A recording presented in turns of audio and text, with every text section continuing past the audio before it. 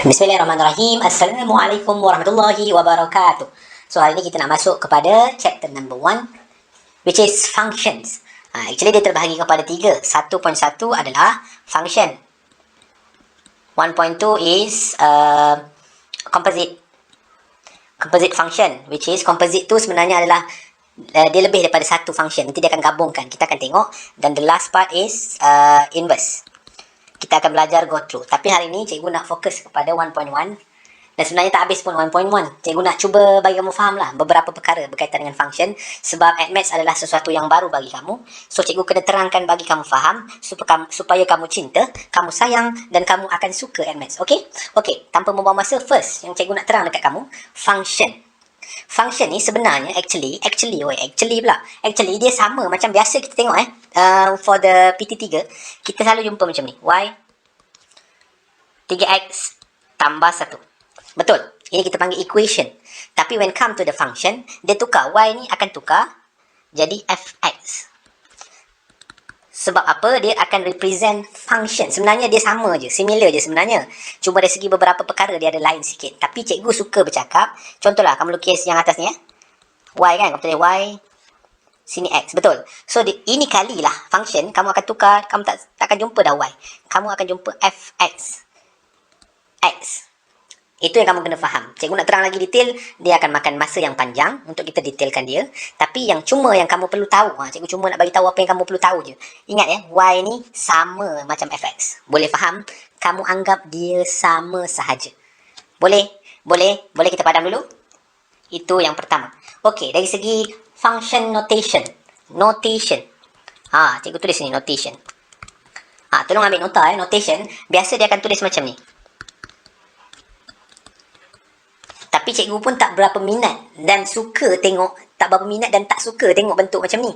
Sebenarnya dia boleh jadi juga bentuk lain. Dia sama macam apa? Dia sebenarnya kita boleh tulis fx ataupun disebut macam ni, f of x equal to y. Ingat nanti kita akan tulis macam ni. Kita akan lebih menulis kepada benda ni. Tapi dalam buku kalau ditanya soalan macam ni, senang je lah. Kamu tukar je jadi f kurungan x sama dengan y. Dah tak ada dah nak panah tu. Boleh. Ini yang pertama yang kamu perlu tahu. Maksud dia macam ni. Contoh, kita bagi contoh sikit Kita ambil pen putih kita tebalkan sikit lagi pen putih kita ni. Okey, contoh. Kita bagi contoh fx sama dengan x kuasa 2. Ni contoh Okey. Fy akan jadi berapa? Y kuasa 2. Kalau fw berapa? Fw sama dengan w kuasa 2. Nampak tak apa persamaan dia? Kamu kena tulis sama. Bila kita dimasukkan di dalam dia akan jadi sama. Kamu tak boleh tulis macam ni. Fz sama dengan x kuasa 2. Ini salah. Tak boleh tulis. Ini dari segi notation cikgu nak bagi tahu kamu. Nanti kamu akan jumpa semua ini dalam topik function. Boleh? So, kita padam dulu untuk kita cepatkan lagi kita punya kelas. Okey, kita terus pergi kepada benda yang penting juga. Yang kedua adalah type of relation. Cikgu tulis dengan pen putih, type of relation. Ia ni soalan famous sebenarnya. Dia akan tanya dalam SPM, banyak juga dia tanya. Dalam paper 1 especially, function. So, bila sebut type of relation, sebenarnya dia ada beberapa perkara yang kamu perlu tahu. Dia ada 4 jenis. 1 to 1. 1 to many. Lagi ada apa? Many to 1. Lagi, ada apa lagi? Many to many. Tak apa, ini cikgu akan terangkan satu-satu untuk kamu. Okey, so sekarang ni kita akan terangkan macam mana one to one. Contoh, dia ada 2. Macam ni, kita panggil ini arrow diagram. Ini dalam bentuk arrow diagram. Nanti cikgu akan tunjuk yang lain pula. Diagram. Boleh? Nama dia arrow diagram, dia kena ada satu function. Contohlah, function dia dekat sini, ni adalah f. Yang bahagian sini kita panggil dia x. Bila ini kita baca macam ni, kita gabungkan, maksudnya f, kita masukkan nilai x, dia akan dapat fx ataupun y. Kita sebut tadi y kan, sama dengan y. Okey, tak apalah. Kalau tak faham lagi, kita terus go through dulu. Kamu akan tengok. Contoh, kita dapat a, sanalah a. Contohlah macam ni. 2, 3, 4. Sini pula sama dengan 7, 8, 9. Contoh. Dia tunjuk macam ni. Dia ada arrow dekat sini. Arrow kat bahagian tengah dia ni. Yang ini nama dia arrow diagram. Dan ini function dia. Dia bagi bentuk macam ni. Kita belajar bentuk dulu. Okey, sekarang ini kita tengok. Sini ada 1 je kan? Nampak tak 1? Ni 1. Sini 1. Sini 1. 1 pergi 1. Pergi 1. Pergi 1. So, nama dia one to one. Tak nampak lagi? Okey, tak apa. Kita pergi kepada contoh seterusnya. Contoh macam ni juga. Macam ni juga. Kali ni cikgu tak nak tulis dah dia punya nombor. Cikgu bayangkan dia macam ni. Macam ni contoh. Dekat sini kita ada 1 to 1. Nampak ni? 1 to 1 betul tak? Maknanya 1 pergi 1. Yang ni 1 pergi banyak. Faham tak maksud cikgu? 1 pergi banyak. So dia akan jadi 1 to many. Okey, tapi jawapan dia apa? Kalau kita nak buat conclusion. Sebenarnya conclusion dekat sini kita boleh kena ambil yang mana? Yang ini sahaja, yang besar. Besar maksudnya jangan ambil 1 to 1. Kalau ada yang lagi bagus pada dia, 1 to many, ambil 1 to many. So jawapan dekat sini adalah 1 to many. Type of relation kita panggil. Boleh? Type of relation dia sama dengan 1 to many. Dia ada yang tulis siap tolak macam ni. Tolak macam ni maksud cikgu. Macam ni dia tolak. Cara penulisan dia. Tapi tak ada masalah. Kamu tulis je. Okey, tak faham lagi. Okey, kita tunjuk lain pula. Okey, sini macam ni. Macam ni. Ini macam mana pula? So ini ada 2. 2 ni maksudnya banyak. Dia pergi kepada 1. Sini 1. So conclusion dia adalah many to 1. Boleh? And the last part is kita buat satu lagi. Contoh, ada ini, sini, sini, sini. Macam mana ni cikgu? Okey, ini 1 pergi banyak. 1 to many, betul? Yang ini banyak pergi 1. Akan jadi many to 1. So nak ambil mana satu ni cikgu? Kalau yang case yang ini, kita terus buat conclusion. This one is many to many. Boleh faham? Ini 1 to 1. Ini 1 to many. Yang ini many to 1. Yang ini many to many. Yang ini kamu kena faham. Apakah nama bentuk yang kita tunjuk tadi? Sebenarnya nama dia arrow diagram. Boleh? Ini bentuk arrow diagram. Okey? Boleh faham? Okey, macam mana pula? Sebenarnya jenis-jenis lukisan ni, how to describe the function ni, dia ada 3 jenis sebenarnya. Arrow diagram, kita ada 3. Cikgu pergi bawah boleh? Kita ada 3 sebenarnya. Arrow diagram. Kita ada, apa lagi kita ada? Order pair. Kita juga ada line graph. Yang ni 3. Walaupun dia dah take out ni daripada KSSM, tapi cikgu nak ajar juga. Sebab dia penting. Sebab cikgu tengok soalan, mesti ada benda ni. So, cikgu terpaksa ajar juga. Okey, daripada arrow diagram, cikgu ambil contoh yang ini. Boleh? Macam mana arrow diagram? Inilah arrow diagram. Okey, dah settle. Satu dah settle. Macam mana bentuk order pair? Order pair, kita boleh tulis macam ni. Kita boleh tulis macam ni. Kena ada, curly bracket. Dia akan jadi macam ni. 2, 7. Lagi, 3 berapa? 3, 8. Kena buat macam ni. 4, 9. Wajib ada curly bracket ke cikgu? Wajib. Ini nama dia order pair. Okey? Okey, line graph pula macam mana cikgu? Okey, cikgu tunjuk lagi. Line graph sebenarnya bentuk graf dalam macam ni lebih kurang. Sini adalah nilai Y dia, sini adalah nilai X dia. Okey, sebenarnya yang sebelah sini adalah X. Sebelah sini sebenarnya adalah Y. So, macam mana kita nak lukis? Kita lukis macam ni, nah. Tengok ni betul-betul. Kita lukis, contoh kita ambil lah 2, 3, 4 dia punya nilai X. 2, 3, 4. 2, 3, 4. Yang sebelah Y dia ada apa? 7, 8, 9. 7, 8, 9. 2 sama dengan 7. Dia akan bulat kat sini saja. 3 berapa? 3, 8. 4 berapa? 4, 9. Inilah bentuk line graph. 3 ni sangat penting. Tetapi, ni. Cikgu nak bagi tahu satu perkara. Okeylah, contoh cikgu bagi contoh kat kamu. Kamu tengok betul-betul. Dia akan bagi dalam order pair. Selalunya dalam order pair ni, kita ni kurang nampak. Kita tak nampak. Hatta kan dalam line graph pun, kita susah nak nampak. Nampak macam mana cikgu? Kita akan tunjuk. Cikgu kalau nampak je line graph ataupun order pair, cikgu akan pergi tukar dia pergi bentuk arrow diagram. Contoh cikgu macam mana? Contoh dia macam ni. Kita bagi contoh sebelah sini. Okey. Contoh dia bagi bentuk order pair. Contoh 2, 3. Lagi 2, 8. 3, 9. 4, 10. Ni contoh. Order pair dia bagi. Dia tanya pula soalan. Apakah type of relation? Ni contoh cikgu bagi tahu. Dia tanya type of relation. So macam mana kita nak jawab? Type of relation kita dalam kepala kita ada 4 lah. 1 to 1. 1 to many. Many to 1. Many to many. Betul Tapi ini macam mana nak tengok cikgu? Saya tak faham lah. Okey, kalau tak nampak, sebenarnya adalah X, Y. Sama je. Kita boleh interpret dia dalam bentuk arrow diagram. Cikgu suka. arrow diagram. Cikgu masukkan X dulu 2, 3, 4. Betul? Yang ini pula ada 3, 8, 9, 10. Yang sama cikgu tak tulislah 2 kali. 2 ni ada 2 kali kan? Cikgu tulis sekali je dekat sini. Nampak? So 2 akan pergi mana? 2 akan pergi 3. Lagi 2 pergi 8. Lagi samakan. Lagi 3 pergi 9. 4 pergi 10. Dari sini kita dah nampak dah sebenarnya apakah type of relation dia yang kita boleh nampak. Apa type of relation tadi kita nampak? Ini one to one. Tak apalah, one to one. Tapi jawapan dia bukan one to one ya. Tengok ni, ada satu pergi banyak. Kalau satu pergi banyak bermaksud one to many. Boleh? Sama jugalah dalam bentuk line graph. Nak tunjuk juga? Okey, kita tunjuk. 1, 2, 3. 1, 2, 3. Kita buat, ini nombor cikgu reka sendiri ya. 2, 3, 4. Sini 4, 5, 7. Contoh. Ini 1. Sini 2. Sini 3. Macam mana kita nak tengok? Kalau tak nampak juga, kita boleh lukis dalam bentuk arrow diagram. Arrow diagram ni memang orang cakap apa? Famous lah. 2, 3, 4. Ini jadi 7, 4, 5. Ni contoh. 2 pergi mana? 2 pergi 7. Tunjuk je 7. 3 pergi 4. 4 pergi 5. So this one is, type dia apa? Type dia adalah one to one. Tolong tengok betul-betul yang ini. So cikgu nak tunjuk juga ada 3 jenis bentuk interpretation untuk function. First kali arrow diagram sebab dia sangat penting dan sangat famous. Dan kedua adalah order pair yang dia bergabung-gabung, pair. Dan last one is line graph. Okey, boleh dapat? Okey, kalau dah dapat situ, apa kata kita padam semua yang ada di kepala kita ni. Nanti kamu boleh stop lah, kamu boleh ulang-ulang 100 kali pun boleh. Bagus, tak ada masalah. Nak belajar ni kena 1000 daya kan. Jangan banyak sangat dalih kan. So kita pergi kepada function balik semula. Tulisan cikgu dah cantik dah tu.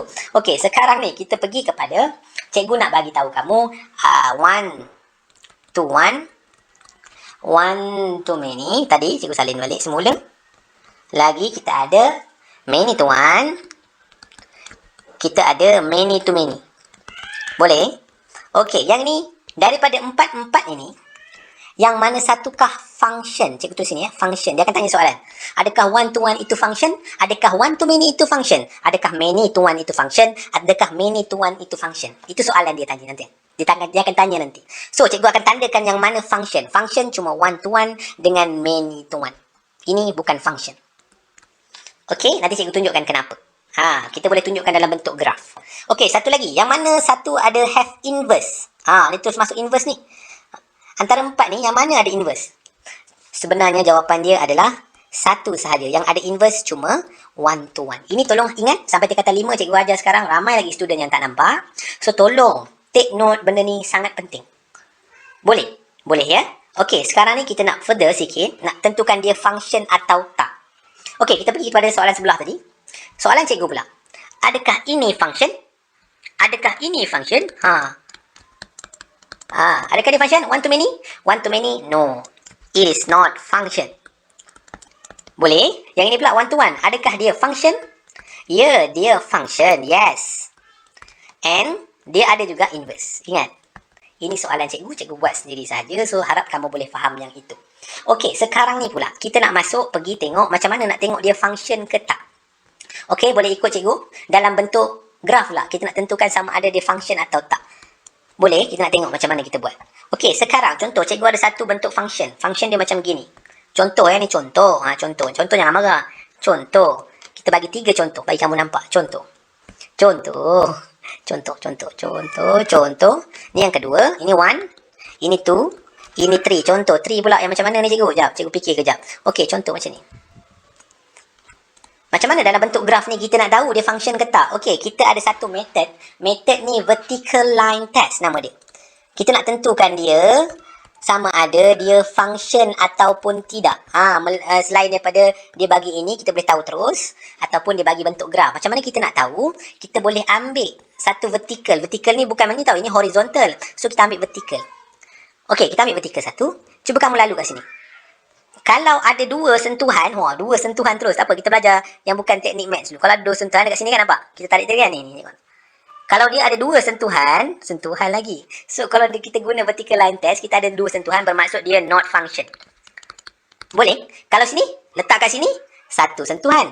Sini, 1 sentuhan. Betul tak? Sini pun 1 sentuhan. Mana-manalah. Sini 1 sentuhan, sini 1 sentuhan. Bermaksud, ini adalah function. Boleh, cikgu tulis fn sahaja, function maksud dia. Okey, kalau yang ni pula, yang ni adalah sini satu sentuhan, satu sentuhan, satu sentuhan. So dia akan jadi menggunakan vertical line test juga kita boleh tahu sama ada dia function ataupun tidak. Dia kena sentuh satu sahaja. Can you get it? Can you get it? Boleh ya? Alhamdulillah. Okey, seterusnya adalah part. Sebelum kita habis, cikgu nak kamu betul-betul faham dan master dulu. Cikgu tak nak terlalu terlalu menunjukkan kata-kata math sampai student tak faham apakah itu matematik. Okey, tadi kita cakap tadi, ini adalah bentuk apa? Arrow diagram. Good, arrow diagram. Kita nak kenal arrow diagram. Macam mana? Okey, sekarang ni kita pergi dulu. Contoh, ini contoh lagi ya. 1, 3, 4, 5. 6, 7, 9, 10. Boleh?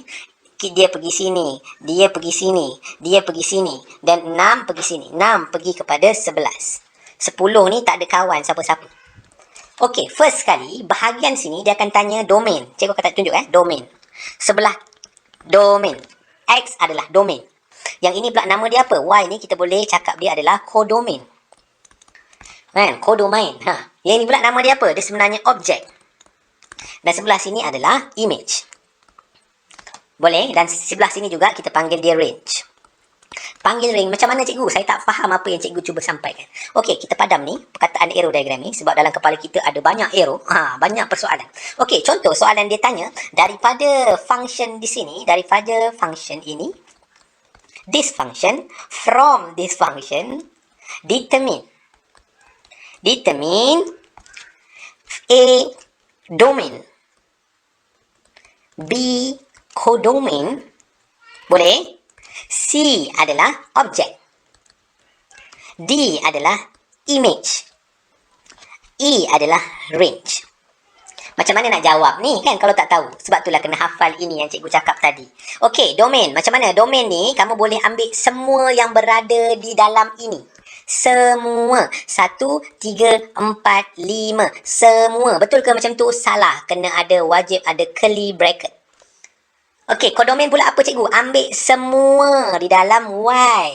6, 7, 9, 11, 10. Kena ada curly bracket ke? Wajib ada curly bracket. Okey, kalau objek pula, guana pula objek. Objek ambil sebelah sini. Nak ambil semua ke cikgu? Ya, tanpa curly bracket. Boleh? Ambil yang ada pasangan sahaja. Kalau sini semua ada pasangan kan? So, yang ni objek boleh masuk 1, 3, 4, 5.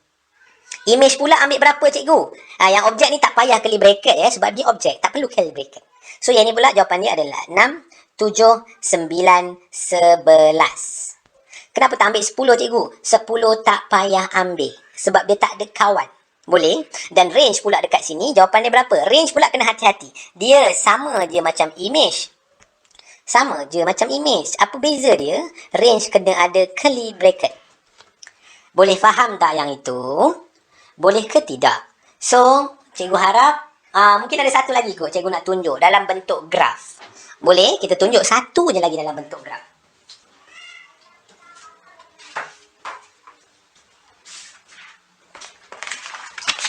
Okay, 5 seconds from now.